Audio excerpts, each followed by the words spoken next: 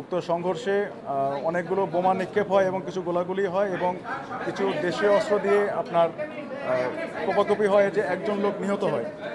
সেই কারণে আমরা আজ সন্ধ্যায় যৌথ অভিযান পরিচালনা করি। উক্ত যৌথ অভিযান আমার সাথে র্যাব ছিল, পুলিশ সদস্য ছিল এবং আমরা যৌথ অভিযান করে প্রথমে সন্দেহভাজন 34 জনকে গ্রেপ্তার করতে সক্ষম হই।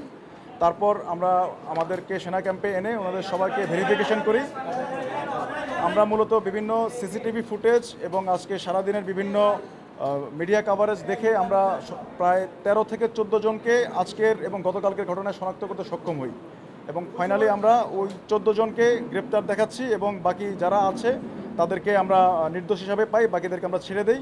এবং আজকে আমাদের যৌথ অভিযান আপনারা দেখতে পাচ্ছেন যে এই মারামারি সামগ্রীগুলো পাওয়া যায়, বিশেষ করে বিভিন্ন হেলমেট এবং বিভিন্ন দেশীয় অস্ত্র আমরা উদ্ধার করতে পারি।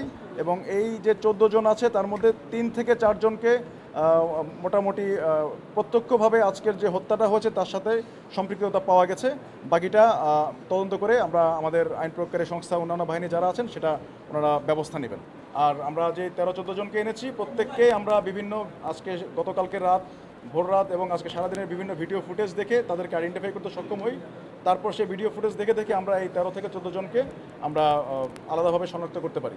আজকে সারাদিন আপনারা বিভিন্ন মিডিয়াতে বিভিন্ন যে ভিডিওগুলো দিয়েছেন সেটা দেখে একজন করে আমরা এখান থেকে 13 থেকে 14 জনকে ওই ভিডিওগুলোতে পাই এবং তাদের কাছে কিছু দেশীয় অস্ত্র দেখতে পাওয়া যায়, তাই তাদেরকে আমরা আপাতত গ্রেপ্তার হিসেবে দেখাচ্ছি। এরপর এ নিয়ে মামলা হবে এবং ফার্দার তদন্ত করে এর সাথে আরও যারা সম্পৃক্ততা আছে তাদেরকেও গ্রেপ্তারের জন্য অভিযান চালাবেন সেনা, পুলিশ এবং র্যাব সম্মিলিতভাবে বিভিন্ন যৌথ অভিযান পরিচালনা করা হবে। সবাইকে ধন্যবাদ।